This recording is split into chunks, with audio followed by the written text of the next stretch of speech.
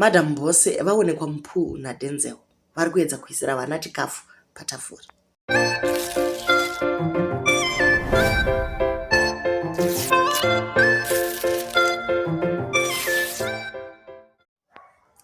MadamBoss has been bashed for having fun neku-creator content kwavanoita. She was recently spotted vari mupool naDenzel kuri kunze zvanyanyisa. Ivo mufela vacho vari kumbonyanyoti chii chaizvo nenyaya dzakadai. So last time she was seen zvakare achiposta video or actually shooting video rasolo namutsai vanhu vachibva vamanyira kufonera murume wake vachimuudza kuti zviri kuita mudzimai wako kuno hazvisirizvo zvachose. Munhu ane mhuri hafaniri kuonekwa achitamba mupool nevakomana vadiki vakadai.